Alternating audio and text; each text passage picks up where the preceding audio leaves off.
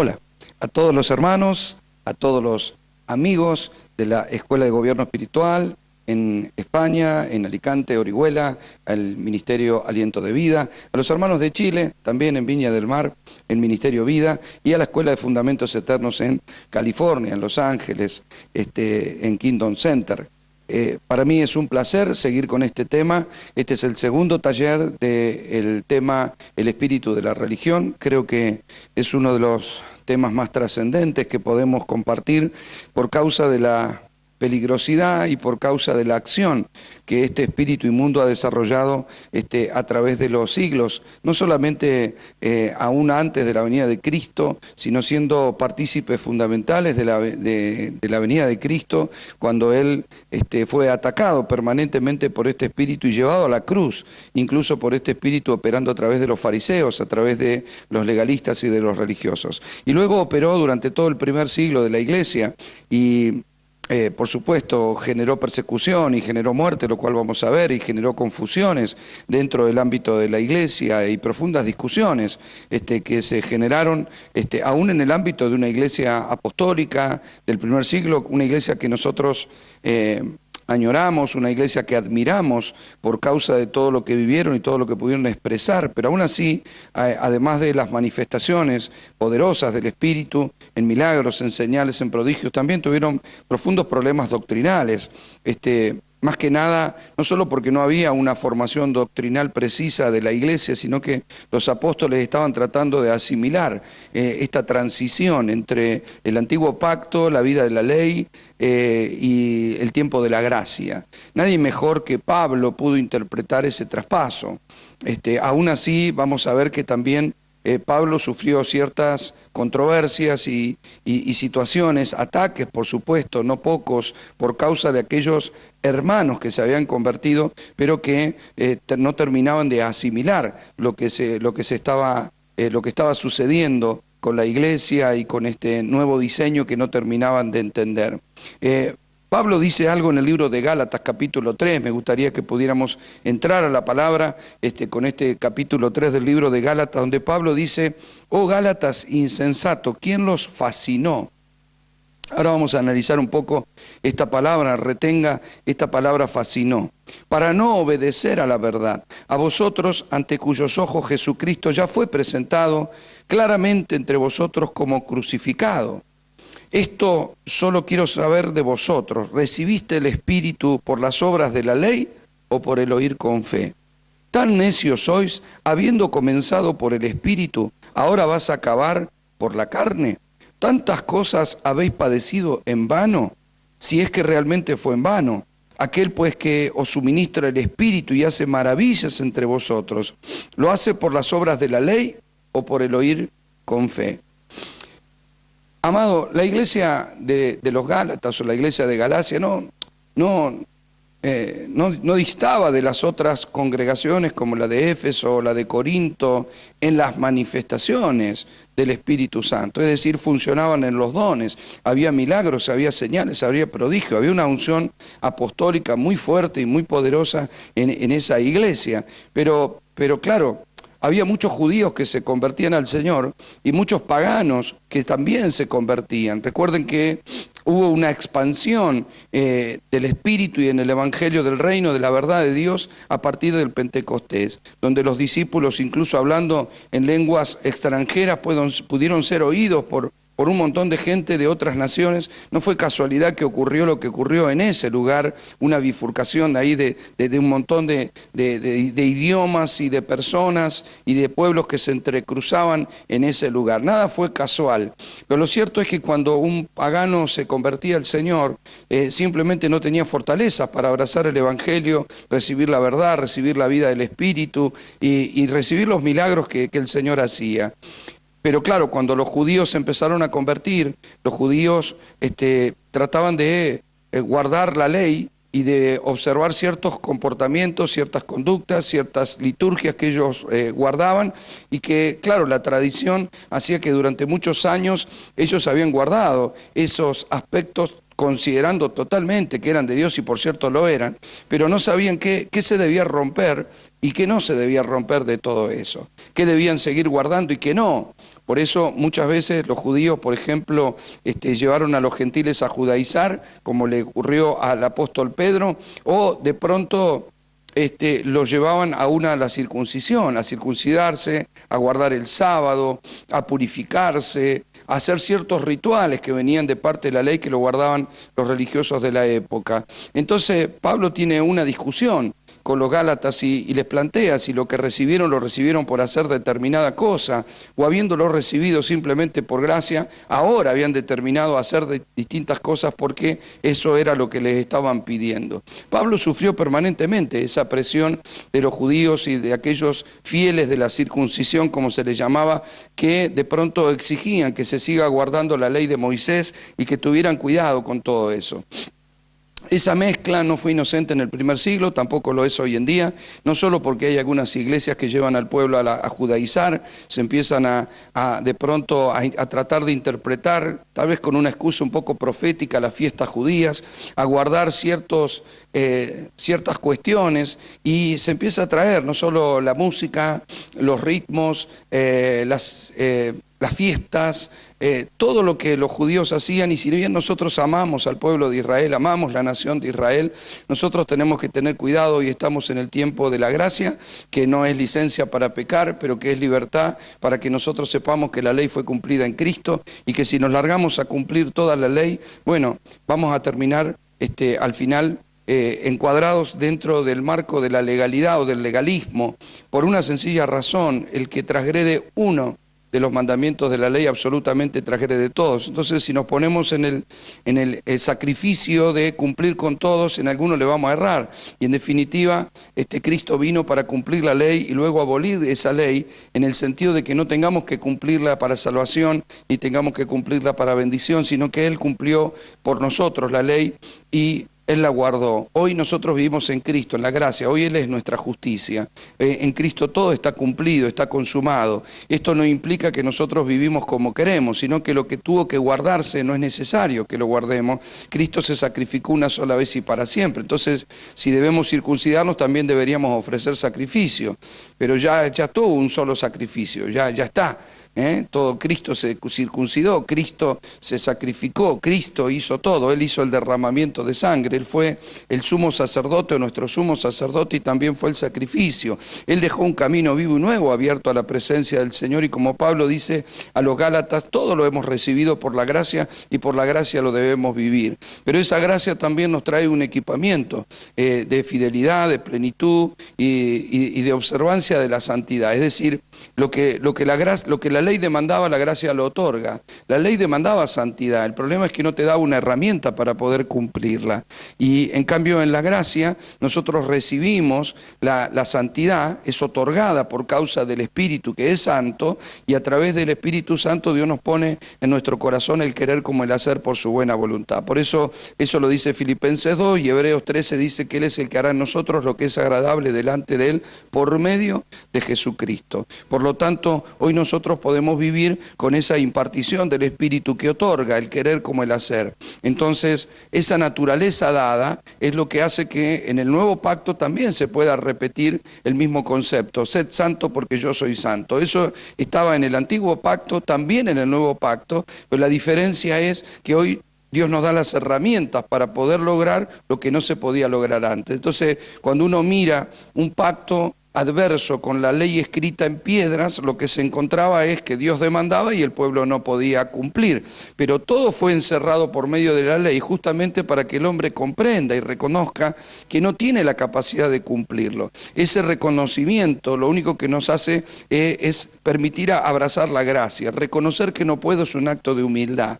El religioso es orgulloso, cree que puede, cree que es merecedor porque él es hacedor de ciertas cosas. En cambio, cuando uno vive en la gracia y vive en la humildad y en la dependencia y en el saber que yo no puedo, pero Cristo en mí sí, porque todo lo puedo en Cristo y por Cristo. Cuando el Espíritu Santo obra en mi vida, entonces Él pone el querer, Él pone el hacer. Yo fuera de Él, como dijo en San Juan capítulo 15, Jesús dijo: lejos de mí nada podés hacer. Cuando Él habló de la vid verdadera, dijo que debíamos permanecer en Él, y porque sin Él absolutamente nada podíamos hacer. Y eso nos sostiene en un estado de humildad, pero también de gratitud. O sea, somos totalmente dependientes, no solo de recibir la vida, sino de poder expresar la vida. Entonces, si yo deseo vivir en santidad y no me agrada cierto tipo de cosas, no me agrada el pecado, no me agrada el chisme, no me agrada las cosas que en otro momento tal vez pudieron ser, antes de conocer a Dios, pudieron ser cosas que perturbaron mi vida o manejaron mi vida o mi manera de pensar. Bueno, ya no, pero eso es por la gracia del Espíritu que habita en mí. En mi mente ha sido cambiada y va siendo transformada a la medida de Cristo y somos liberados. En esa liberación viene un sentir diferente, un deseo diferente. Es maravilloso vivir en la gracia. Vamos a desarrollar todo un módulo sobre la gracia que es extraordinario y que verdaderamente nos permite comprender las dimensiones de todo lo que Cristo nos ha otorgado. Pero volvamos a este conflicto que Pablo tenía con los Gálatas, porque él les plantea esta palabra: ¿quién los fascinó? Insensatos.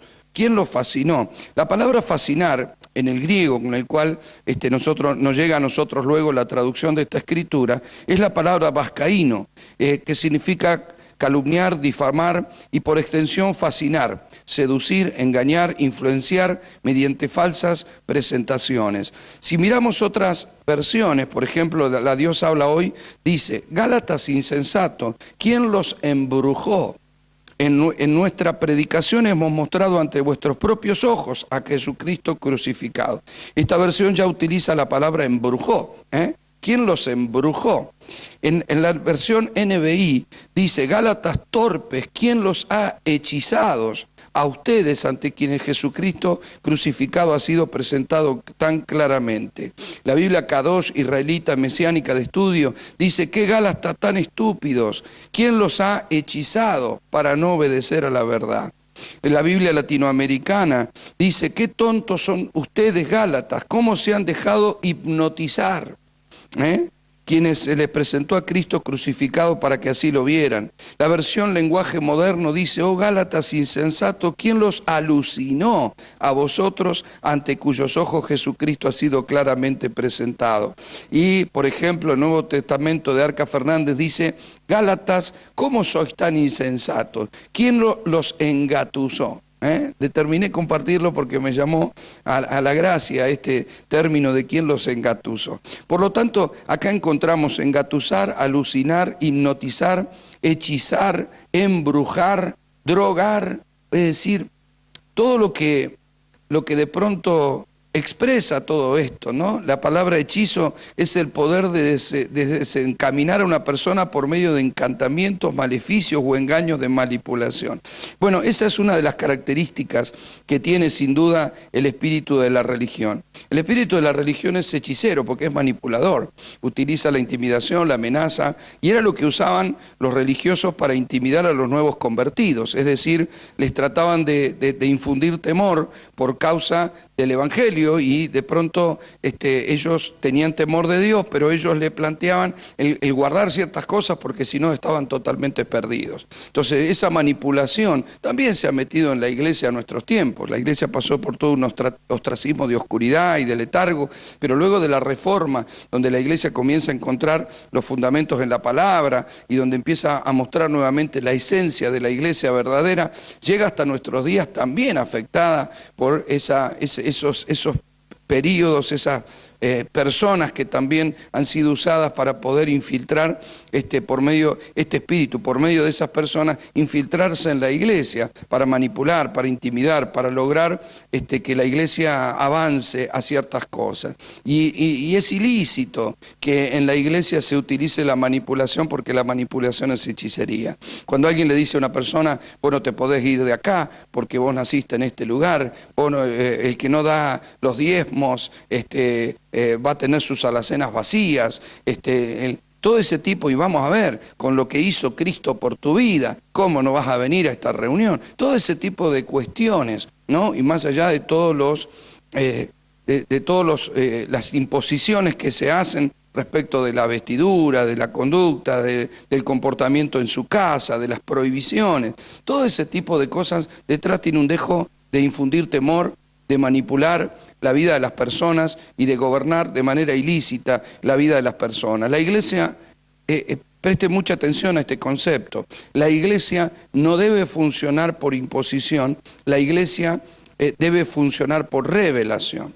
La imposición, si bien tiene que haber una autoridad espiritual que les conduzca, si bien los pastores en algún momento debemos exhortar y en algún momento debemos disciplinar si es necesario por mantener a la iglesia en una línea de santidad, de pureza y no permitir cualquier cosa, también debemos tener cuidado, ¿sí? De no manipular, de intimidar, de amenazar y de controlar a las personas para que la iglesia haga determinada cosa. La iglesia que funciona por revelación a veces es más difícil de gobernar que la iglesia que funciona por imposición, pero en realidad es la que produce un fruto de justicia delante de Dios, porque cuando la iglesia es manipulada vamos a tener personas que van a hacer lo que le decimos que tenemos que hacer, pero en realidad no lo quieren hacer, o sea, su corazón está fuera de aquello que le estamos demandando. Lo pueden hacer porque es lo que le dijo el pastor y se lo está imponiendo con cierto tipo de exhortación. Entonces lo va a hacer, pero su corazón no lo desea. Y cuando vemos eso encontramos un poco de hipocresía. Lo hago, pero no quiero. Lo hago por fuera, pero por dentro no lo quiero hacer. Entonces eso empieza a traer frustración, agobio, eso empieza a hacer que las personas no sean felices en la iglesia o en su vida personal. O sea, la santidad es algo que se produce desde el corazón, por ejemplo. O sea, el hecho de que yo cambie mi manera de vivir, de comportarme y que no haga ciertas cosas, tiene que ver con algo sentido desde mi corazón. Sería un suplicio que yo tuviera que vivir con deseos internos de hacer determinadas cosas y por fuera me tengo que reprimir porque nada de eso puedo hacer. O sea, es una tortura vivir así. Así vive el religioso. Es decir, es una persona que tiene ganas de pecar pero no lo dejan. En cambio, la vida del Espíritu y la vida del reino es de adentro hacia afuera, o sea, por dentro Dios cambia mi corazón, Dios me da un corazón nuevo y Dios cambia mi manera de pensar a través de la metanoia o el arrepentimiento. Entonces el Espíritu Santo me va llevando a verdad, me va llevando a justicia y la luz me permite ver y mis deseos cambian. Entonces después no se trata de que yo no haga algo porque me lo está prohibiendo la palabra o me lo está prohibiendo el pastor, sino porque no lo quiero hacer. Porque las cosas cambiaron, cambió algo en mi corazón, me desconozco. Antes esto me podía, pero ahora no lo quiero, ahora no solo no me gusta hacerlo, no quiero hacerlo, no se trata de que si me están viendo o no me están viendo. ¿Ve? O sea, yo muchas veces lo digo porque suelo viajar a otras naciones y cuando viajo a otras naciones nadie me está filmando, en algunas ocasiones viajo solo y cuando viajo solo no me están filmando, nadie me conoce, nadie me va a reconocer si yo salgo por la noche a divertirme y a hacer las cosas y sin embargo no lo hago. Yo termino una conferencia, me voy al hotel, ¿no? Me voy a comer, me voy al hotel, me acuesto a dormir, pero por una sencilla razón, no es que no puedo, no es que no me dejan, no es que si me pesca mi señora me va a retar, que por cierto también lo va a hacer, sino que no lo deseo, es algo que no está en mi corazón, no lo quiero hacer, aunque me dijeran que nadie me está mirando, no me interesa, puedo estar solo en una isla y no quiero hacer lo malo porque Dios lo arrancó de mi corazón, y todo eso de mi corazón. Ahora, también debo ser sincero en esto, si yo me aparto de la comunión con Dios, todos esos deseos que alguna vez tuve pueden volver, incluso multiplicados. Es decir, no tengo confianza en mí mismo, sé que vivo como vivo y pienso como pienso por la gracia, no hay un mérito en mí, no es que, bueno, yo he logrado, hermano, que ningún deseo malo permanezca en mi corazón, no.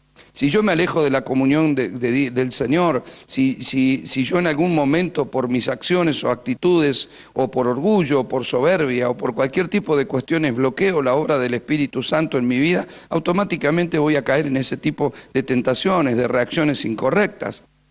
Es decir, yo he visto muchas personas arrancar bien, vivir bien, caminar bien con el Señor y de pronto empezar a tener actitudes de soberbia, de orgullo, de enojo, de esto, de lo otro. Y vos decís, pero ¿y cómo? ¿Y por qué? Y bueno, porque cuando nos alejamos de la comunión, no que se aleja Dios de nosotros, Dios está con nosotros, pero cuando no permitimos la obra del Espíritu, empezamos a caer en ese tipo de cuestiones. Y cuando caemos en ese tipo de cuestiones, estamos en terreno carnal, ¿no? Y ahí es donde opera también el espíritu de religiosidad, porque nosotros podemos correr el riesgo de hacer cosas de hacer cosas y no nos damos cuenta que esas cosas que nosotros empezamos a hacer pueden ser cosas impuestas, acciones que sabemos que tenemos que hacer, pero nuestro corazón ya empieza a andar por otras sendas y ahí estamos en peligro. Bueno, ese espíritu que Pablo habla a los Gálatas es lo que lo llevaba a que muchos de los creyentes se circuncidaran y eso generó toda una gran controversia. Los religiosos atacaron mucho a la iglesia del Señor luego que empezaba a difundirse el Evangelio. Por un lado, no solo que lo atacaron a Cristo de la forma en que lo atacaron, sino que cuando la iglesia o los discípulos del Señor, los apóstoles y la gente empezó a predicar, empezó a llevar el Evangelio de poder por las calles, se vieron y se sintieron desbordados e invadidos los religiosos, porque antes tenían a un Cristo, es decir, tenían a uno que supuestamente era el que hacía milagros y el que había que enfocarlo y perseguirlo, pero se empezaron a multiplicar, entonces los empezaron a perseguir. Ahí fue donde se le llamó a la iglesia por primera vez cristianos, es decir, pequeños cristos. O sea, antes teníamos uno, ahora tenemos un montón que se comportan como el maestro que alguna vez tenían, ¿no? Entonces no podían frenar eso y eso les enojaba y por cierto les enojaba y mucho. Me gustaría que pudiéramos compartir en Hechos capítulo 6, versículo 8, está la historia de Esteban, pero yo quisiera que en esta historia de Esteban, donde también había un tal Saulo, que luego sería el apóstol Pablo, como cómplice de aquellos que iban a asesinar a Esteban, nosotros encontremos las actitudes y podamos ver detrás de toda esa escena tan tremenda que la Biblia relata, podamos ver operando a ese espíritu de religiosidad. Dice, versículo 8, Esteban lleno de gracia y de poder. Fíjese de qué estaba lleno Esteban, de gracia y de poder. Hacía grandes prodigios y señales entre el pueblo.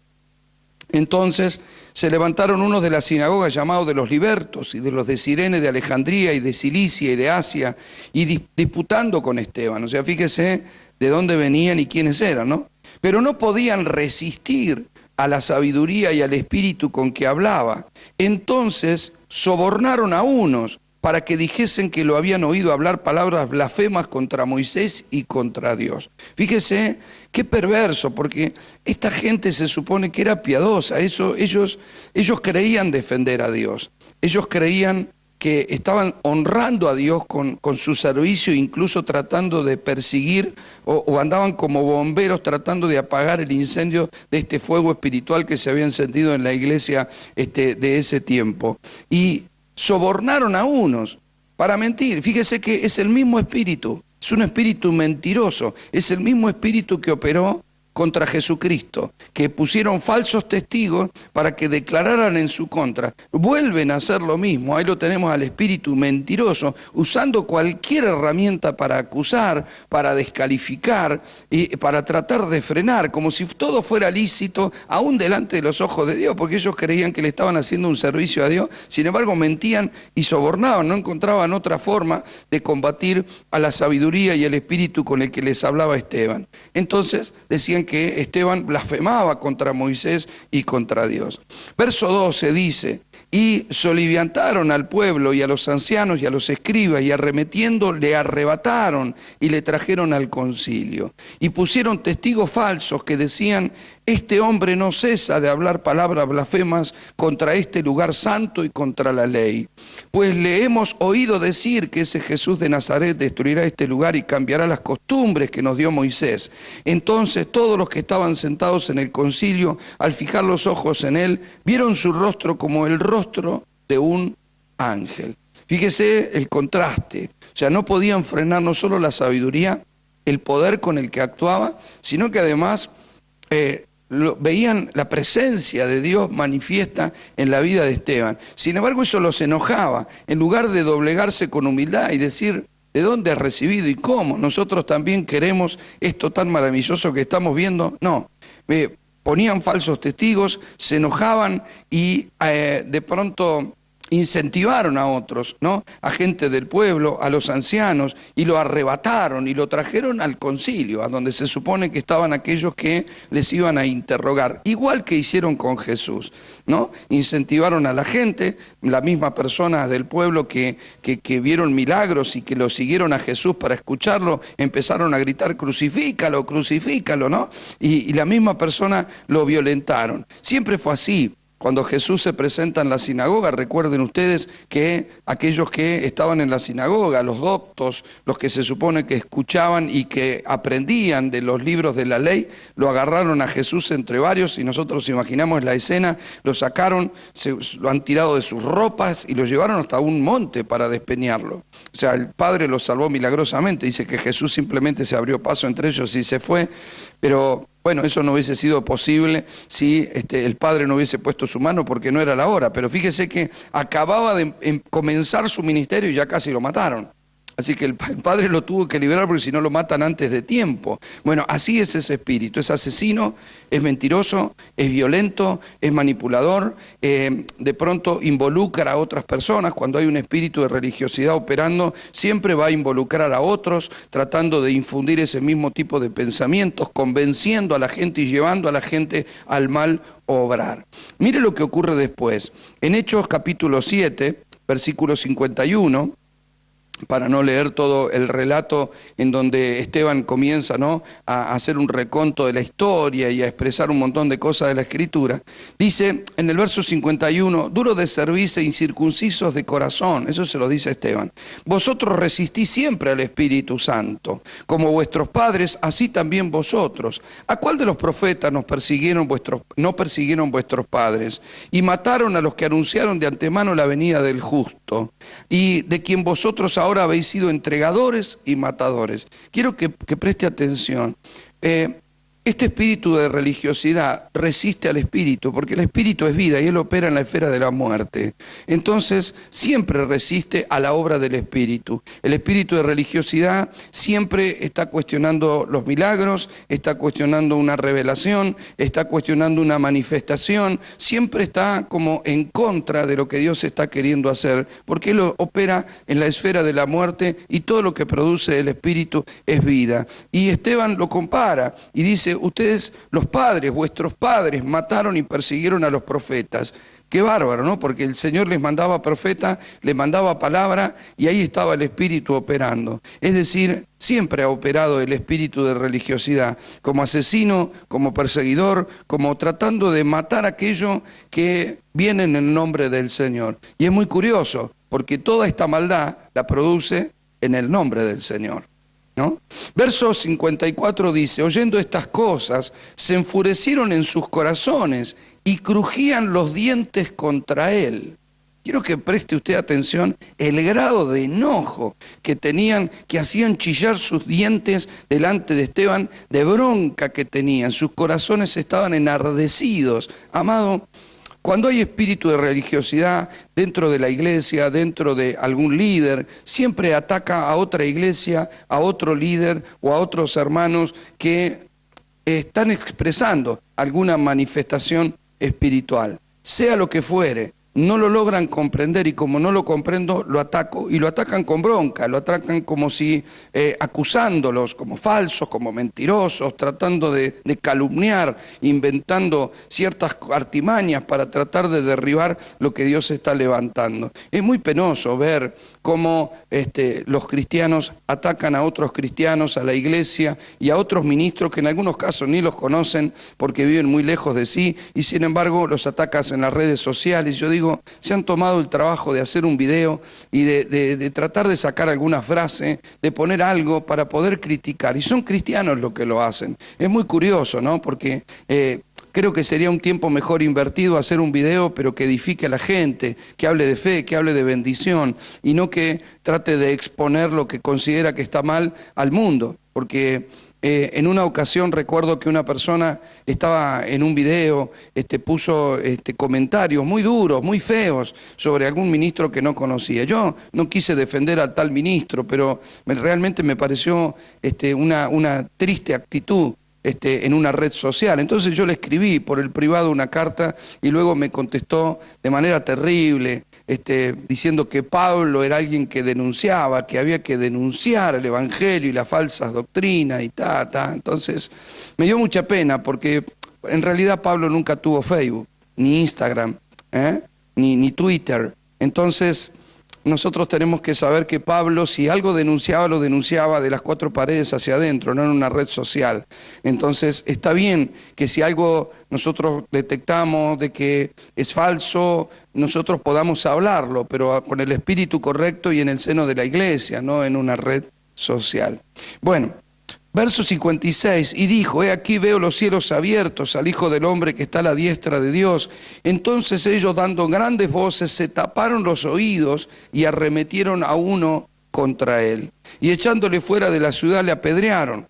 Y los testigos pusieron sus ropas a los pies de un joven que se llamaba Saulo. Ahí estaba Saulo como cómplice de este asesinato. Dice, y apedreaban a Esteban mientras él invocaba y decía, Señor, Señor, recibe mi espíritu, y puesto de rodillas clamó a gran voz, Señor, no les tomes en cuenta este pecado, y habiendo dicho esto, durmió. Fíjese que esa frase que dice Esteban fue la frase que dijo Jesús, y fue la frase que también dijo ese joven Saulo cuando era el apóstol Pablo, y cuando él tuvo que testificar y nadie estuvo a su lado, Pablo también recordó. Debe haber quedado en la retina de su corazón, ¿no? De sus ojos y de su corazón, aquello que él acababa de ver ahí y de presenciar. Entonces, nunca más se le fue esa frase, ¿no? Él dijo que muchos se fueron, que muchos no estuvieron con él y que muchos lo atacaron, pero que bueno, no les sea tenido en cuenta, ¿no? Esa es la actitud de las personas del espíritu. Los demás, bueno, mire el espíritu de religiosidad, tapándose los oídos. Yo recuerdo en una ocasión cuando envié mensajes a una radio aquí en la República Argentina, en una provincia del sur, la radio empezó a pasar, el pastor de esa radio empezó a pasar los mensajes y esto revolucionó un poco el lugar. Y la gente feliz iba a la iglesia, a la radio, llamaba por teléfono, empezó a pedir mensajes y hubo un grupo de pastores que fueron a la radio a intimidar a este otro pastor, a pedirle que sacaran esas predicaciones del aire y que no pusieran eso al aire, que era mejor que la gente no escuchara eso. Es curioso, ¿no? Es curioso que es la misma gente que tal vez no va a una radio a decir que no pongan algo malo, ¿no? Yo recuerdo aquí había un pastor que prohibía a su gente mirar el canal Enlace, que es el canal donde hay predicaciones, el canal cristiano. Yo decía que es curioso que no le prohíba mirar un canal condicionado, pero le prohíbe mirar el canal cristiano, el único canal cristiano. Ahora, que yo pueda reconocer que dentro del canal puedo no estar de acuerdo con algún predicador o con la expresión, está bien, eso no es problema, pero si ya no podemos mirar un canal cristiano, entonces no tenemos discernimiento de nada y bueno, y es bastante triste. Bueno, así también, ¿no? Estos que se tapan sus oídos no quieren escuchar porque en realidad como no entienden, tienen miedo. Y como tienen miedo prefieren destruir. Bueno, así se infiltró y atacó de muchas maneras este espíritu a la iglesia, provocando muerte, provocando persecución, provocando asesinatos, difamaciones, pero también se infiltró a través de los mismos cristianos que se dejaban permear por este espíritu que sigilosamente se iba metiendo en el comportamiento, en la conducta, en los parámetros que ellos utilizaban para saber cómo tenían que comportarse en esto que no entendían muy bien que era la iglesia. A Pedro, por ejemplo, le pasó. Pedro fue una persona que fue afectada en su momento, no solo cuando él lleva a los gentiles a judaizar y Pablo le exhorta porque le dice, o sea, hay una hipocresía en lo que estás haciendo. Y bueno, Pedro luego se deja corregir, pero no le fue fácil. Y recordemos que Pedro fue uno de los 12 que caminó con el Señor, que estuvo 3 años con Él, que vio la gracia con la que Cristo actuó y que, bueno, fue un apóstol ungido de manera extraordinaria. No nos olvidemos que Pedro fue parte de aquellos que estuvieron en el Pentecostés, que recibió y que fue el primero que se paró, dio un mensaje cortito, interpretando a Joel, lleno del Espíritu y hablando en lenguas, y se convirtieron 3.000 personas. Claro, los que estaban presentes lo escucharon, que lo que él dijo. y escucharon la predicación y vieron lo que pasaban, se dieron cuenta que había una manifestación extraordinaria. Entonces le dijo, nosotros también queremos, ¿qué tenemos que hacer para recibir esto que ustedes han recibido? Bueno, Pedro, en el libro de los Hechos, capítulo 2, verso 38, ni bien había recibido todo eso, les contesta y les dijo, arrepentíos, bautícese cada uno de vosotros en el nombre de Jesucristo para perdón de pecados y recibiréis el don del Espíritu Santo. Yo quiero que vean ustedes de qué manera se puede infiltrar ese tipo de conceptos que son meramente humanos, pero no son necesariamente lo que piensa Dios. Y usted va a ver, seguramente, usted va a detectar de qué manera esto también en la iglesia de hoy en día logra filtrarse, logra meterse sutilmente. Cuando le preguntan a Pedro, ¿qué tienen que hacer para recibir eso que ellos habían recibido? El hablar en lenguas, ese fuego que se había repartido sobre cada uno. Enseguida Pedro dice, bueno, número 1, arrepentimiento. Número 2, bautismo. Número 3, recibirá. Bueno, esto lo dice, está escrito en el libro de los Hechos, por eso muchos lo toman como parte de un mandamiento apostólico del nuevo pacto, lo van a repetir, lo van a enseñar, lo van a predicar, pero vamos a ver si realmente era tan así. O Pedro empezó a poner ciertos puntos porque se le acaba de ocurrir y ya empezó a decirle a la gente que tenían que hacer determinada cosa para recibir otra. Vamos a ver si la gracia es así o ese tipo de punto 1, punto 2 y punto 3 tiene que ver con la religiosidad. Cuidado, porque muchas veces para alcanzar algo pensamos que tiene que haber una cierta cantidad de puntos y a veces no funciona así. Yo recuerdo la primera vez que yo fui a la iglesia, yo escuchaba, bueno, yo había ido ya habiendo tenido un encuentro personal con el Señor, pero cuando voy por primera vez, yo escuchaba que la gente hablaba en lenguas. Y no entendía qué significaba eso, entonces le pregunté a mi familia qué era eso raro que ellos hablaban. Entonces me explican que eso estaba en la Biblia, me explicaron qué significaba y yo dije, pero que esto es extraordinario. A mí me impactó mucho que lo que estaba escrito en la Biblia pudiera pasar sin que las personas estudiaran determinado idioma antiguo, que yo pensé que era algo así, sino que recibían eso y simplemente empezaban a hablar en lengua. Entonces yo le dije, yo también lo quiero, ¿yo lo puedo recibir? Sí, dice, si vos querés, vos lo podés recibir. Claro, sí, yo lo quiero, yo voy a ir el domingo, voy a ir y voy a recibir eso. Entonces a la segunda reunión que yo fui, recuerdo que me cambié, me fui a la reunión y yo le decía a mi madre, voy a ir y voy a recibir eso que es el hablar en lengua, voy a recibir ese idioma porque yo lo quiero tener. Entonces yo fui con esa inocencia, yo no conocía nada de la Biblia ni de la vida de la iglesia, pero bueno, me fui, ¿no? Entonces toda la reunión yo estaba esperando que hicieran pasar adelante porque yo quería hablar en lengua. Y fue así. Cuando el pastor en un momento invitó a pasar adelante, si alguien necesitaba oración, yo pasé y cuando él se acercó le dije, pastor, ore por mí que yo quiero esas lenguas que ustedes hablan, ¿no? Bueno, me dice el pastor, vamos a orar, vos glorifica a Dios y vamos a orar. Entonces él pone su mano, me empieza y yo empecé a orar y empecé, y no sé qué es lo que dije, porque tampoco era algo que sabía mucho cómo orar ni nada por el estilo, pero bueno, yo empecé a hablar en lengua y gritaba y transpiraba y gritaba y hablaba en lengua. Entonces, de pronto yo escuché que detrás mío había una persona que al ratito se enojó y le decía al pastor, ¿cómo puede ser?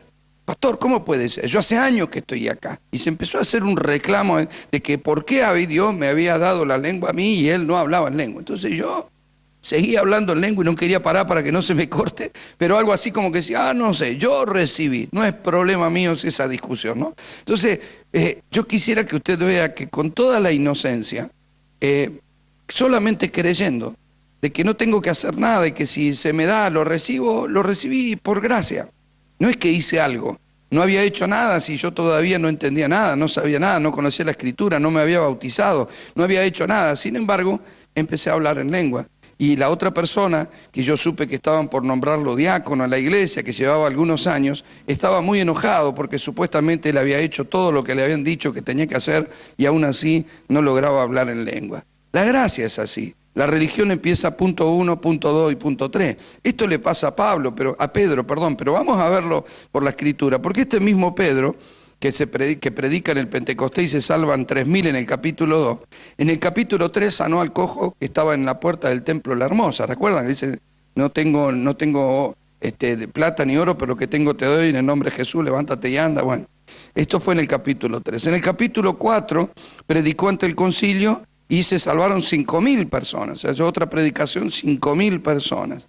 En el capítulo 5, ustedes recuerdan, está la historia de Ananías y Zafira. ¿Se acuerda? Que mienten con una ofrenda y por mentirle al apóstol, bueno, le mienten al Espíritu Santo, eso fue lo que dijo él. Caen muertos y los llevan por haber mentido. Pero la unción que estaba operando en el ambiente, sin duda, estaba manifestándose a través de la vida de Pablo, de Pedro. En ese mismo capítulo dice que Pedro sanaba con su sombra, o sea, la gente no solo era sanada cuando él le oraba, sino que se ponían a la sombra para que cuando él pasara y la sombra de Pedro pasara tocando, rozando el cuerpo de esas personas, sean sanadas. Era una unción y un milagro y un poder extraordinario el que estaba manifestando Pedro. En el mismo capítulo el ángel lo saca de la cárcel. Ustedes recuerdan que Pedro estaba preso y llega un ángel, las rejas se abrieron y le dice cíñete, lo vistió el ángel y lo sacó como si nada. Milagro, un poder de liberación extraordinario. En el capítulo 6, el mismo Pedro elige apóstoles, a diáconos y le impone la mano. En el capítulo 9 resucita a Dorcas, a esta mujer extraordinaria y tan piadosa que Pedro la resucita. Y en el capítulo 10, si nosotros miramos, vamos al verso 44, dice, mientras aún hablaba Pedro estas cosas, el Espíritu Santo cayó sobre todos los que oían el discurso. ¿En qué contexto pasó eso? Bueno, Pedro estaba en la azotea de la casa y esto entró como en un éxtasis, como en un sueño, y de pronto tuvo una visión. Y en esa visión él veía animales que bajaban con un manto y el Señor le dijo, Pedro, mata y come. Y Pedro dijo, no. Y el Señor le dice, Pedro, mata y come. Y Pedro dice, no, no he comido nunca nada inmundo. Y el Señor le vuelve a decir por tercera vez, Pedro, mata y come, no llames inmundo lo que yo he limpiado. Yo quiero que usted preste atención. Ante todo lo que yo le acabo de compartir, que lo vemos a Pedro como un protagonista, un ungido, un apóstol extraordinario, predicando el Evangelio y haciendo milagros, lo encontramos después a Pedro diciéndole no a Dios. O sea, si prestamos nosotros atención y con mucho cuidado tratamos de analizar lo que Pedro dice Pedro le dijo, no a Dios. O sea, si Dios te dice, no es que te dijo un pastor, Dios te dice mata y come, es mata y come, ¿verdad? ¿Quién le va a discutir a Dios? Sin embargo, el ungido de Jehová, el ungido, el apóstol, le dice no a Dios, llamando inmundo lo que Dios había limpiado. Claro, Pedro no entendió muy bien todo eso, pero el Espíritu le habla y le dice que él lo van a venir a buscar y que acompañe a esas personas y que vaya a la casa de Cornelio. Pedro va a la casa de Cornelio y se lleva a los de la reputación, es decir, se lleva gente que también pensaba como él, que andaban un poco cuidando la doctrina, ¿no? Entonces van a la casa de Cornelio, quien había sido un hombre piadoso y que había hecho ofrendas que quedaron en la memoria del Señor y en sus oraciones. Dios lo oyó, que tenía un corazón sincero y había juntado personas y ahí llegó Pedro, ¿no? El Señor también le había hablado a Cornelio que le enviaría a su apóstol, lo recibieron y Pedro empezó a predicar. Pero dice que cuando Pedro estaba predicando, mientras hablaba Pedro estas palabras, el Espíritu Santo cayó sobre todos los que oían el discurso. Y los fieles de la circuncisión, preste atención, porque ahí estaban los fieles de la circuncisión, que habían venido con Pedro, se quedaron atónitos de que también otros, los gentiles, se derramase el don del Espíritu Santo, porque los oían que hablaban en lenguas y que magnificaban a Dios. Entonces respondió Pedro, ¿puede acaso alguno impedir el agua para que no sean bautizados estos que han recibido el Espíritu Santo también como nosotros? Y mandó a bautizarles en el nombre del Señor Jesús. Entonces le rogaron que se quedase por algunos días. Yo quiero que podamos analizar esto, ¿no? Porque Pedro es el mismo que en el capítulo 2 dijo que primero había que arrepentirse, que después había que bautizarse y que después podían recibir la unción del Espíritu. Aquí vemos que Pedro estaba predicando y el Señor irrumpió el mensaje, lo cual parecería un desorden, ¿verdad?, que el Señor interrumpa el mensaje de su apóstol. Sin embargo, aún Pedro estaba hablando y el Espíritu irrumpió en escena como diciendo: Pedro, basta, no hables más, que no es necesario, solo decirle que los amo para que crean, y se terminó el asunto, y el Espíritu se derramó sobre los presentes y empezaron a hablar en lengua. No solo no se habían terminado de arrepentir, sino que tampoco se habían bautizado. Entonces Pedro, con lo de la circuncisión, es decir, los judíos que guardaban todavía el rito de la circuncisión, se plantean, y bueno, los vamos a tener que bautizar, porque ya como que Dios nos ganó de mano, ¿verdad? Es decir, la religiosidad trata de establecer puntos de cumplimiento para alcanzar metas. En la gracia, todo se recibe por la gracia. Si tan solo le decimos a la gente que la gracia les otorga, que lo que reciben lo reciben por gracia, que no hay nada que hacer para tener, que lo que hacemos es porque somos, no para hacer, que no puedo tener 5 puntos para alcanzar la unción. La unción es lo primero que viene sobre mi vida el día que me convertí, que yo la tenga que cuidar, que yo pueda funcionar en ella, que yo pueda potenciar lo que me ha sido dado, que yo pueda madurar la vida del Espíritu, que pueda crecer, que pueda dimensionar, sí, totalmente, que se puedan correr los velos para poder ver cada día más, y que vaya mi vida de gloria en gloria, de victoria en victoria, de triunfo en triunfo, sí, pero es gracia. No son obras, son gracia. Las obras son resultado de esa gracia y nunca al revés. El religioso es el que trata de funcionar de otra manera. Entonces, así vemos cómo ocurrieron las cosas. Y el mismo Pedro le cuenta a los de la circuncisión, porque se junta con otros en el capítulo 11 del libro de los Hechos también, donde Pedro le cuenta lo que ocurrió. Y es bastante, ¿no? Fíjese, dice en el verso 15, y cuando comencé a hablar, dice Pedro, empezó a contar lo que había pasado, cayó el Espíritu Santo sobre ellos también, como sobre nosotros al principio. Entonces me acordé de lo dicho por el Señor cuando dijo: Juan ciertamente bautizó en agua, mas a vosotros seréis bautizados en Espíritu Santo. En otras palabras, empezó a recapacitar y se dio cuenta asoció lo que estaba pasando con lo que había dicho Juan el Bautista. Dice: si Dios pues les concedió también el mismo don que a vosotros que hemos creído en el Señor Jesucristo, ¿quién era yo que pudiese estorbar a Dios? Entonces, oídas estas cosas, callaron y glorificaron a Dios, diciendo: de manera que también a los gentiles ha dado Dios arrepentimiento para vida. Fíjese, Pedro era Pedro. Dios le había usado en milagros extraordinarios y todavía estaba evaluando si verdaderamente y ciertamente sobre los gentiles también había caído la gracia esta tan maravillosa del Evangelio del Reino. Amado, esto fue una constante en la iglesia, en los apóstoles. Fíjese que ellos discutían ciertas cosas, si debían guardarla o no debía guardarla. Si usted me acompaña al libro de los Hechos capítulo 15, vamos a ver cómo en el concilio de Jerusalén, donde se juntan lo más de lo más que podía encontrar la iglesia en esa época, ahí vemos que ellos estaban discutiendo. Mire lo que dice el verso 1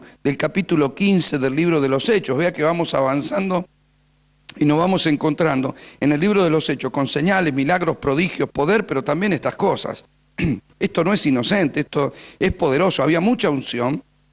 Pedro podía sanar a la gente con su sombra y aún así después quedar desorientado si es o no que un gentil puede recibir el Espíritu Santo. Bueno, eran muchas cosas que ellos no entendían y que fueron asimilando, pero nosotros debemos aprender, por algo están escritas en la Biblia. Dice el capítulo 15, pero verso 1, entonces algunos que venían de Judea enseñaban a los hermanos: si no os circuncidás conforme al rito de Moisés, no podéis ser salvos. Fíjese lo que predicaban. Fíjese lo que enseñaban: si no se circuncidan no pueden ser salvos. Ya no es solo que le estaban poniendo un freno a la llenura del Espíritu, sino que le estaban poniendo un freno, un punto a la salvación. O sea, ustedes se salvan porque Cristo murió en la cruz y derramó su sangre, pero también porque se circuncidan.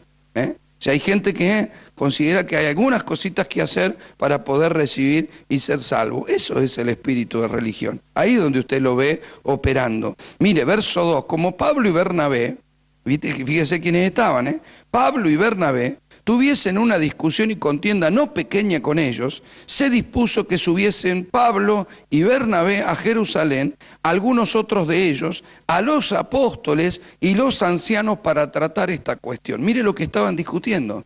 Se tuvieron que juntar los 12 del Cordero, o sea, porque recuerden ustedes que Judas había sido reemplazado por Tomás, y se juntó Pablo, Bernabé y todos los demás que llenos del Espíritu eran parte de la iglesia poderosa del primer siglo. Tenían que tratar esta cuestión, a ver si había que salvarse y había que circuncidarse o no.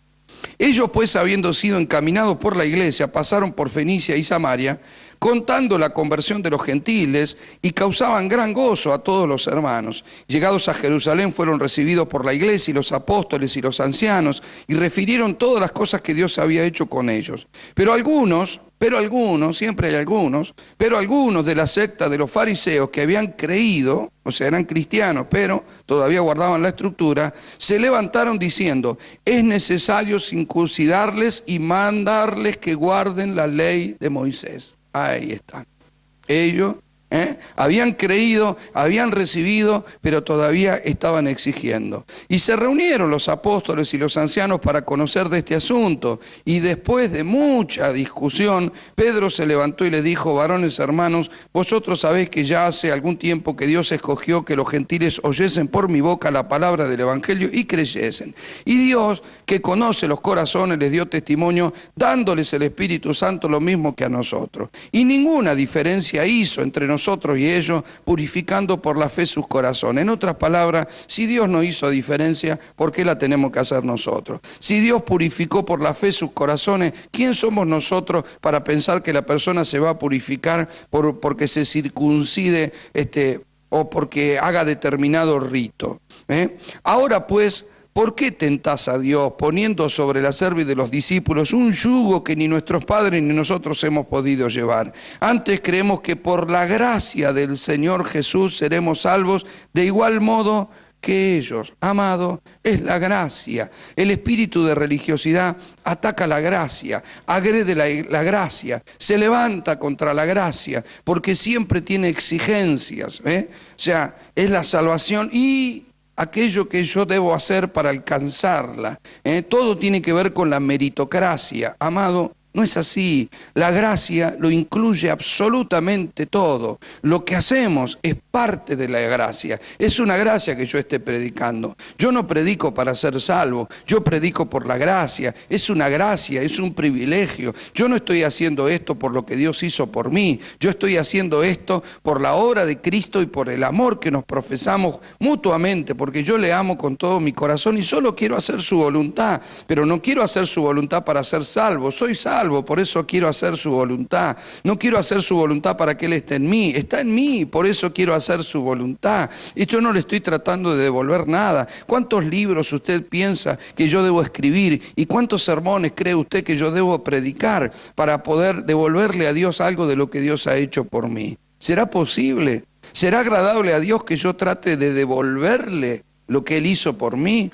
¿O simplemente que yo lo ame y que haga lo que tenga que hacer, que lo haga con el espíritu correcto, que disfrute, que me apasione por lo que hago? Porque el día que deje de disfrutar simplemente seré yo y no será el Espíritu de Dios obrando a través de mi vida. Entonces tal vez solo me queda una obligación, y las cosas por obligación son feas. Asócielo y mire lo que pasa en un matrimonio. En un matrimonio las cosas se dan por amor, el cuidado es por amor, la honra es por amor, la esposa le cocina al marido por amor, juntos se cuidan, el marido le provee, le regala por amor, todo es por amor. Cuando el amor se va, solo queda el cumplimiento de ciertas obligaciones, pero se va lo más importante. Entonces se llena de hipocresía el matrimonio, solo queda la cáscara, se termina el contenido, empieza la falsedad. Siguen aguantando cosas, siguen haciendo lo que deben hacer. El problema es que se perdió la motivación que algún día tuvieron, que es la motivación del amor. El amor es lo que permite sacar lo mejor de uno para dar, no porque tengo la obligación de dar, sino porque es sentido, es lo que Dios puso en nosotros y es lo que nosotros debemos expresar con un corazón sincero. El religioso no puede hacer eso. El religioso siempre tiene un problema, ¿no? El religioso siempre será una persona que tiene la cáscara pero ha perdido el contenido, o tal vez nunca lo tuvo, pero lo cierto es que le queda el ritual, le queda la exigencia, y como a él le cuesta tanto y se sacrifica, él también exige que los demás hagan lo mismo, ¿no? Es el sacrificado que no entiende la gracia. Es como la historia del hijo pródigo. Uno va y se malgasta toda la herencia y cuando vuelve el padre lo recibe. Le da anillo nuevo, vestido nuevo, sandalia nueva, mata un becerro gordo y le dice que haga fiesta. Esto le pareció injusto al hermano mayor porque él estaba todo el día trabajando en el campo. ¿Cómo el padre pudo hacer semejante cosa? ¿Ve? O sea, el religioso es aquel que piensa que el que viene y simplemente recibe tendría que hacer algo. Tal vez si el hermano que dilapidó la herencia fuera a trabajar al galponcito con los obreros y le pusieran a hacer trabajo duro y pesado, sería un poco más justo porque el padre que lo someta como obrero y no que lo vuelva a recibir como hijo. Dios no piensa así. Dios sabe que estábamos muertos y nos ha recibido.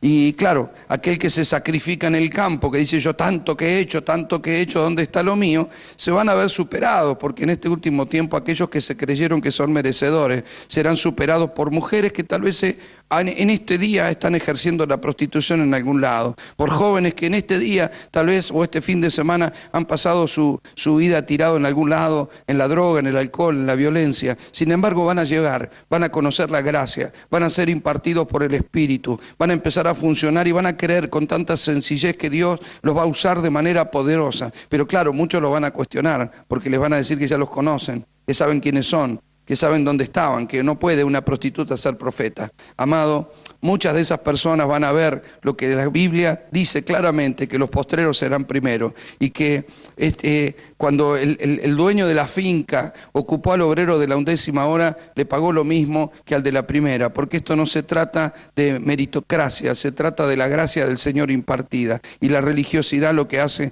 es atacar todo esto. Por último, quisiera antes de terminar este bloque no dejar de mencionar a Pablo, porque Pablo para nosotros es el apóstol de la gracia, es el que entendió el diseño de manera muy especial y nada menos que para los gentiles, que fue aquel que exhortó a los Gálatas, a los Corintios, que fue aquel que le dijo a Pedro que no lleve a los gentiles a judaizar. Sin embargo, en el Hechos capítulo 21, fíjese lo que le ocurre a él. En el verso 18 dice, cuando llegamos a Jerusalén, los hermanos nos recibieron con gozo, y al día siguiente Pablo entró con nosotros a ver a Jacobo, y se hallaban reunidos todos los ancianos, a los cuales después de haberles saludado, les contó una por una las cosas que Dios había hecho entre los gentiles por su ministerio. Cuando ellos lo oyeron, glorificaron a Dios y le dijeron, ya ves, hermano, cuántos millares de judíos que hay que han creído, y todos son celosos por la ley. Ya, como diciendo, todo muy lindo lo que Dios está haciendo con tu vida, pero vos fíjate cuántos judíos que han creído y son celosos de la ley. Pero se les ha informado en cuanto a ti, hermano Pablo, que enseñas a los judíos que están entre los gentiles a apostatar de Moisés, diciéndoles que no se circunciden y que no circunciden a sus hijos, ni observen las costumbres. Y le dicen, ¿qué hay pues? O sea, ¿es cierto esto que vos estás diciendo? Anda, o sea, está bien que Dios te use, pero vos sos el que anda diciendo que no hay que circuncidarse, que no guarden la ley. O sea, ¿cómo es el asunto? La multitud se reunirá de cierto porque oirán que has venido. Haz pues esto que te decimos. Vamos a ver lo que les decimos. Mire el consejo que le da. Hay entre nosotros 4 hombres que tienen obligación de cumplir voto. Tómalos contigo, purifícate con ellos y paga sus gastos para que se rasuren la cabeza. Y todos comprenderán que no hay nada de lo que se les informó acerca de ti. En otras palabras, hace voto, rapate la cabeza. Bueno, Pablo ya era pelado, así que con eso no creo que haya tenido problema. Y también purificate, hace el rito de la purificación, para que nadie anda diciendo de que vos andás haciendo esas cosas como diciendo que no cumpla la ley o que no hay que circuncidarse. Pero en cuanto a los gentiles que han creído, nosotros les hemos escrito determinado que no guarden nada de esto. Parece que son de avanzada. Sin embargo, solamente les hemos dicho que se abstengan de los sacrificados a los ídolos, de sangre, de ahogado y de fornicación. O sea, siempre tienen algo que agregar, ¿verdad? O sea, ya, esto no se puede. Ya, comer animal que murió ahogado, no. O sea, sangre, no. O sea, ve que algo tenían que poner de los suyos ellos, porque le dijimos que no se circuncide, pero les advertimos que estas cosas no. Entonces Pablo, y acá es donde yo quiero dejar una reflexión, porque, amado, este espíritu es peligroso y puede engañar a cualquiera. Entonces Pablo dice aquí, tomó consigo a aquellos hombres y al día siguiente, habiéndose purificado con ellos, entró al templo para anunciar el cumplimiento de los días de la purificación, cuando había de presentarse la ofrenda por cada de uno de ellos. Pero cuando estaban por cumplirse los 7 días, unos judíos de Asia, al verle en el templo, alborotaron a toda la multitud y le echaron mal. O sea, no alcanzó, Dios no permitió que alcanzara a cumplir ese rito de purificación. Dando voces le dijeron: varones israelitas, ayudad, este es el hombre que por todas partes enseña contra el pueblo la ley, y este lugar, y demás de esto, ha metido a griegos en el templo y ha profanado este santo lugar. Bueno, ahí es donde ya casi lo matan al pobre Pablo, ¿verdad? Es decir, yo quiero que vea que este Pablo, tan lleno del Espíritu, este Pablo, hombre de revelación, de poder, hombre de manifestaciones poderosas del Espíritu, hombre al que se le reveló el Evangelio por la gracia, alguien que fue en su momento religioso y que claramente llevó a la iglesia en sus cartas o a través de sus cartas a que haya una sincera entrega y una sincera vida espiritual, también cayó en la manipulación, en la exigencia de sus pares. Siempre hay pares que presionan. Siempre hay gente que te va a juzgar a ver si tu mensaje es correcto o, como le llaman, un mensaje light, porque en realidad estás hablando de la gracia. Amado, entiendo que hay mensaje light. Puede ser que algunas personas simplemente habiliten a lo que Dios no habilita, pero otra cosa es la religiosidad, el legalismo, la manipulación, la hechicería en la iglesia. Todos los que somos comunicadores de la palabra, todos los líderes que me están escuchando, los presentes, los que están en Chile, en California, en Estados Unidos o ahí en España, amado, todos los que tengamos un área de liderazgo, cuidemos de que lo que hagamos sea en la unción del Espíritu, en la gracia del Señor. Gracia no es licencia para pecar. Debemos dar fruto. Es necesario saber que cuando vivimos en el Espíritu vamos a vivir bien, vamos a actuar correctamente, vamos a manifestar el amor, la paz, la paciencia, el gozo, la confianza, la mansedumbre, la templanza, la benignidad, la fe. Es cierto. Vamos a caminar comprometidos, entregados, vamos a funcionar y vamos a ser efectivos, vamos a ver manifestaciones de Dios, vamos a ver poder de Dios, gracia divina. La gracia lo implica todo, pero cuando solo queda la cáscara, cuando solo queda lo humano, cuando solo quedan reglamentos, imposiciones, cuando se empieza a dar lugar a la hipocresía, cuando se empieza a exigir a la gente y a poner cargas que ellos mismos como líderes a veces no pueden llevar, amado, entramos en zona de riesgo. Que podamos ser agradables a Dios abrazando la gracia y que tengamos la humildad de caminar en esa gracia que otorga. Y no creer que es por mi justicia, por lo que hago, por lo que soy, por lo que hice, que yo merezco algo.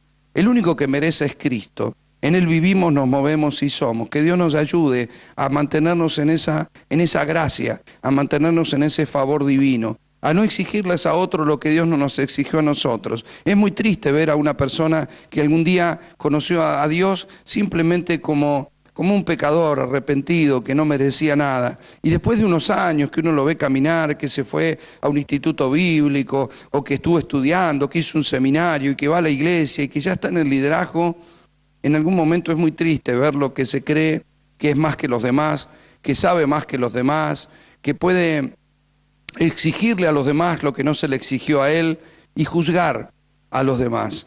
Amado, el espíritu de religiosidad es enemigo de Cristo. Donde está la religión no está el Señor. Así que es preferible que esté el Señor y que no haya nada de este espíritu de religiosidad en nuestras congregaciones en este tiempo. Muchas gracias. Este es el final de este segundo taller, pero por supuesto seguiremos para un tercer taller sobre este tema tan apasionante que es el espíritu de la religión. Muchísimas gracias.